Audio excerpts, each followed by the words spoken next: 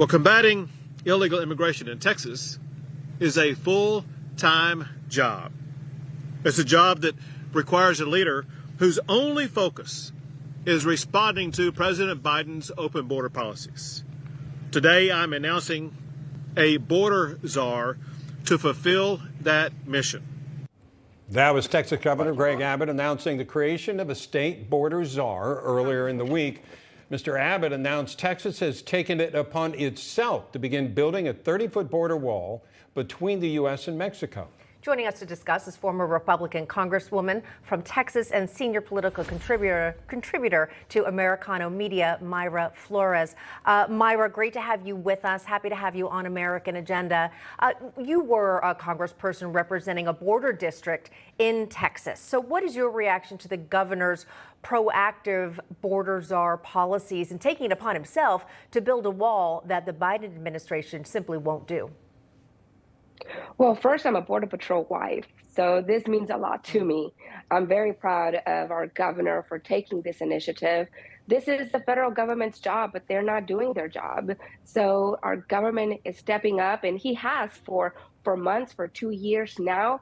But to be honest with you, it's not enough. You know, we need the federal government to step up. Our Border Patrol agents are struggling.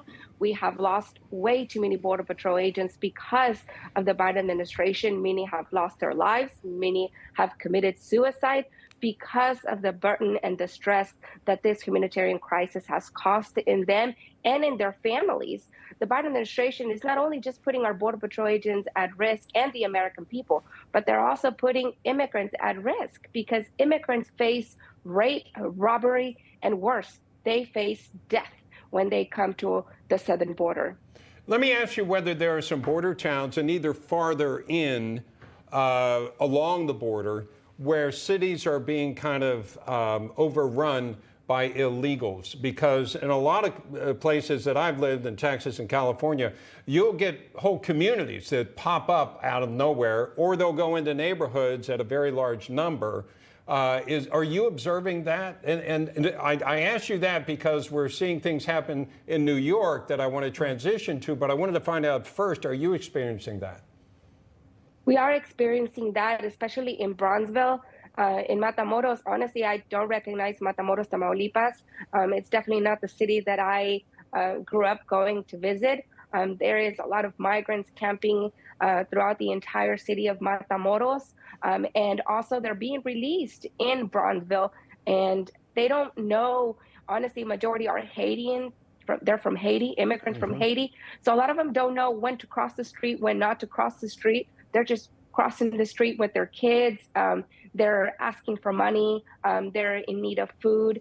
And this is heartbreaking to see because you don't want to see no one, you know, in that situation. And that's why it's so upsetting for me to see this, because the Biden administration is setting up these people for failure. Because how are they going to be able to provide for themselves?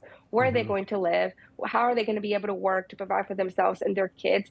This is why it's so important for us to secure the borders and to send them back to their country. Let's focus on legal immigration. Let's encourage immigrants to come here to the United States legally, where they don't have to go through this trauma, this abuse, the robbery, and they're just not ready. They don't have anybody here. And it's just heartbreaking to see. But yes, we are seeing it in Bronzeville, Texas. Yeah, and Bob did mention what's going on here in New York City, and I just want to get your thoughts on this. Our mayor here, Mayor Eric Adams, is housing migrants and illegal aliens at a very expensive luxury hotel right in the center of Manhattan. And instead of moving, because they've been asked to move to a new location, they protested and set up tents on the streets and are refusing to leave. In desperation, New York City's mayor gave a video tour of the new location. Take a listen. Healthy food is present, even the snacks are healthy. We just need to stop the anxiety. When I spoke to the men who are here, they shared the same energy. We want to come in, we want to work, we want to pursue the American dream. We're thankful to the people of New York City. I heard that over and over again. We're thankful to the people of New York City. Queremos decirle a Nueva York y al alcalde que estamos agradecidos. Myra, we don't have much time left, but I would just love to get your reaction there. The migrants being offered free housing, free food, free cell phones, and beyond, and they say, no, that's not enough.